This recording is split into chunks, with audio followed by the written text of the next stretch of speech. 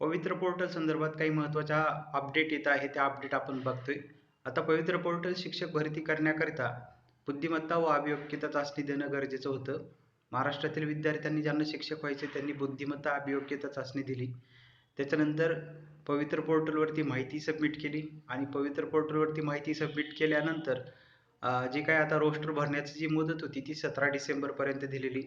त्यानंतर नागपूर खंडपीठाचा निर्णय झालेला होता की जी शिक्षक भरती आहे त्याचे अधिकार, भरतीचे अधिकार हे संस्थाचालकांना असणार आहे. आणि त्यानंतर पुन्हा एक पत्र आलेलं आहे शासनाकडून आणि त्या पत्रामध्ये जी काही पवित्र पोर्टल शिक्षक भरती आहे त्या संदर्भात थोडीशी माहिती आलेली आहे आणि तसेच ज्या काही पदांच्या माहिती आहे ती माहिती मागवलेली आहे. मग कोणत्या कोणत्या पदांची माहिती मागवली, तसेच हे होत असतानाच मराठा आरक्षण सुद्धा जे आहे महाराष्ट्र राज्यामध्ये महाराष्ट्र शासनाने 16% आरक्षण हे मंजूर केलेलं आहे. विधानसभेमध्ये सर्वपक्षीय त्याला सपोर्ट पण भेटलेला आहे आणि सर्वांतर्फे ते मंजूर करण्यात आलेलं आहे. तसेच इतर कोणत्याही समाजाचा त्याला काही कुणी विरोध न करता सर्वांनी त्याला सपोर्ट केलेला होता. मागं त्याच्या संदर्भात भरपूर मोर्चे सुद्धा निघालेले होते. तर त्या संदर्भात ज्या काही माहिती मागवलेली आहे ती माहिती आपण बघणार आहोत. पवित्र पोर्टल रिक्त पदांची माहिती मागवली. तर काय आहे त्यामधील माहिती ते आपण बघतोय. 26 नोव्हेंबर 2018चं हे पत्र होतं. तर 26 नोव्हेंबर 2018 स्क्रीनवरती पण तुम्ही पाहू शकताय की जे अवर सचिव आहे महाराष्ट्र शासन यांचे शिक्षक संचालक प्राथमिक महाराष्ट्र राज्य पुणे, तसेच शिक्षक संचालक माध्यमिक उच्च माध्यमिक महाराष्ट्र राज्य पुणे यांना हे पत्र आहे. 26 नोव्हेंबर 2018चं पत्र आहे. काय सांगितलं या पत्रामध्ये, कोणत्या बाबी आहे महत्त्वाच्या त्या आता बघतोय आपण.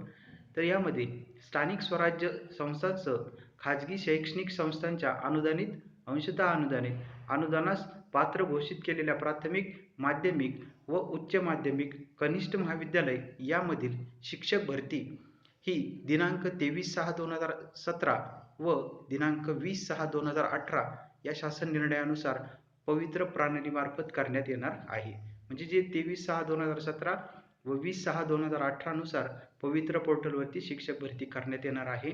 म्हणजेच प्राथमिक, माध्यमिक, उच्च माध्यमिक, कनिष्ठ महाविद्यालय यांची शिक्षक भरती या 2 GR नुसार करण्यात येणार आहे. तसेच शिक्षक भरती ही कोणत्या टप्प्यानुसार कोणते कोणते क्रायटेरिया धरून ही करणार आहे. तर त्यामधील प्रमुख बाबी असणारे शिक्षक भरती ही माध्यम म्हणजे इंग्लिश माध्यम आहे की मराठी माध्यम आहे किंवा इतर जे काही माध्यम आहे.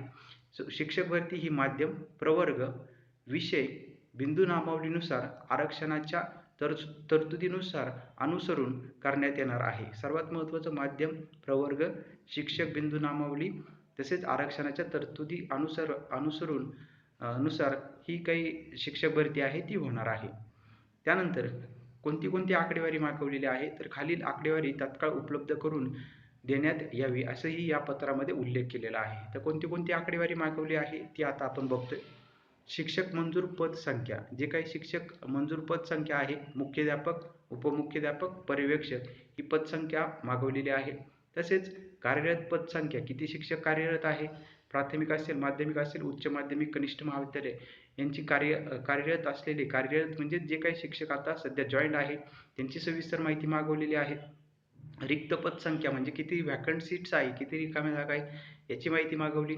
कार्यरत पदांपैकी खुल्या प्रवर्गातील मराठा समाजाच्या शिक्षकांची संख्या किती आहे, म्हणजे जे काही शिक्षक आता सर्व्हिसमध्ये आहे, जे शिक्षक नोकरी करत आहे त्याच्यामधील खुल्या प्रवर्गातील मराठा समाजातील किती शिक्षकांची संख्या पण मागवलेली आहे. आणि सदर जी प्रत आहे, सदर जे पत्र आहे ते प्रधान सचिव ग्रामविकास विभाग मंत्रालय मुंबई यांना देखील पाठवण्यात आलेलं आहे.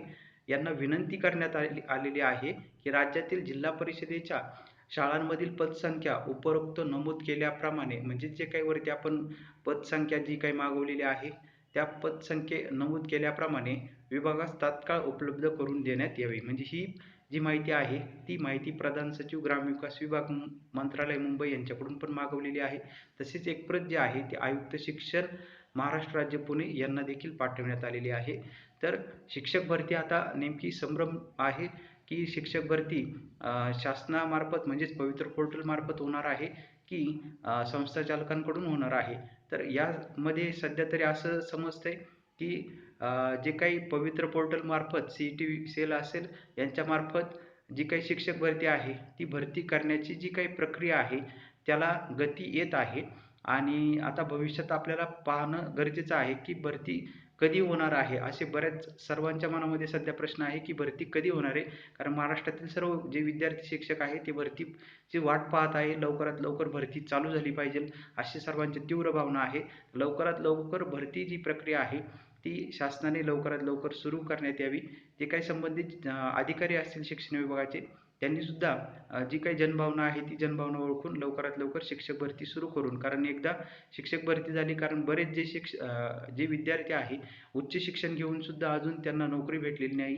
तर अशा विद्यार्थ्यांना जी आहे, कारण एका कुटुंबात एका व्यक्तीला जर कमवती व्यक्ती असेल, एका कुटुंबात एका व्यक्तीला जर जॉब असेल तर कुटुंबातील इतर जे काही व्यक्ती असतील त्यांचाही उदरनिर्वाह हा होत असतो. त्यामुळे लवकरात लवकर शिक्षक भरती जी आहे ती शिक्षक भरती सुरू झाली पाहिजे. तर या पद्धतीने आपण सर्व जी माहिती आहे ती माहिती बघितलेली आहे. ही माहिती तुम्हाला आवडली असेल तर लाईक बटन नक्की क्लिक करा. तसंच तुम्ही नवीन सबस्क्रायबर असाल तर सबस्क्राईब बटन आणि बेल बटन जर क्लिक केलं 7 इन्फो न्यूज या यूट्यूब चॅनलचं, तरच आता भरपूर आणखी माहिती आपल्याला पुढं पाहिजे आहे. वेळोवेळी ती माहिती आपण बघणार आहोत, तरच तुमच्यापर्यंत त्या व्हिडिओचं माहितीचं नोटिफिकेशन हे येऊ शकतं.